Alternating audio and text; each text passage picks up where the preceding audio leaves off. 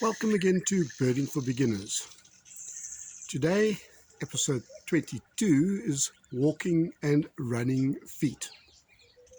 We're dealing with the non-passerines. Non-passerines tend to find their food in other places than in trees, like on grounds and in the air. Interestingly about walking and running feet birds, in fact all birds, the bird has its legs jointed to the skeleton very much like people do.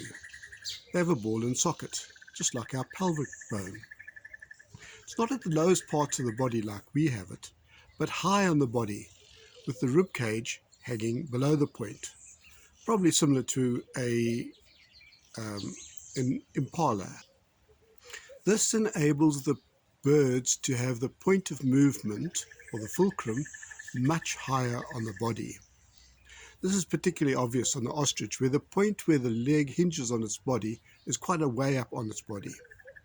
When watching an ostrich run, it takes enormous strides, up to 4 meters long or 14 feet. The loss of toes contributes to the reduction in lower leg mass and reduces ground contact. One of the main reasons why the ostrich runs so fast is they have very elastic sinews, which helps the muscles transfer the power to the feet. Another interesting thing about the legs is how the birds stand on one leg.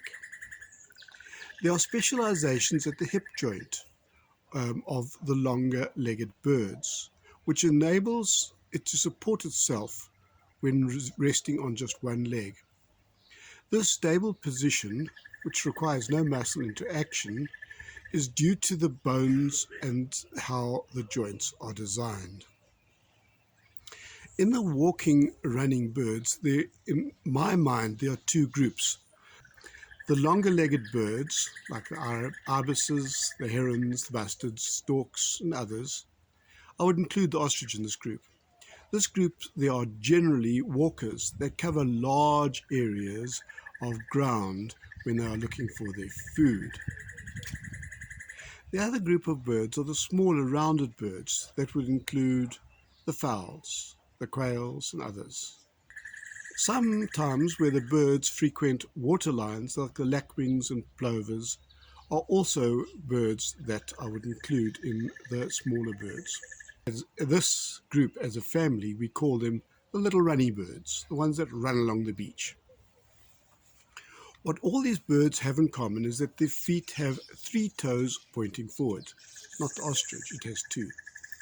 Some others, toe pointing backwards. And some more have another toe or spur pointing backwards higher up on these feet. These are generally the spur fowls. These are believed to be used for dueling during courtship and between rival males having a go at each other.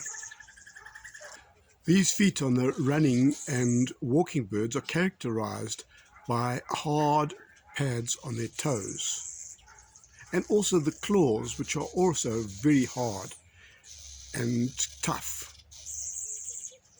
The claws are used for defense, as seen above. Really, I don't want to be kicked by an ostrich. That could be fatal. The claws are also used for catching and killing prey, or for scavenging on the ground. A typical bird of that day we see is the secretary bird, which uses its feet for killing its prey, mostly snakes, with a blow to the body or the head. Some birds, such as the guinea fowl, use their claws for scratching in the ground. A lot of the fowls do that. The picture attached is a guinea fowl scratching in the ground for her chicks. And if you look carefully, you'll see them also pecking for food. Possibly training them, but more likely feeding them. We generally see that the birds with walking and running feet are not like ducks and penguins that have pretty short feet. I haven't really seen a penguin doing the sprints, or a duck breaking any ground speed records. Now tell me, Why do flamingos stand on one foot? Well, don't you know, if they lifted that foot up, they'd fall. What do you do with this, Donald? Now here's a bonus for you. Let's look at some different feet. The grasping feet, or raptorial feet. They are generally found on raptors or birds of prey. The toes of these feet are called talons. They are curved with sharp nails, strong and large. These toes and feet make these lethal hunters.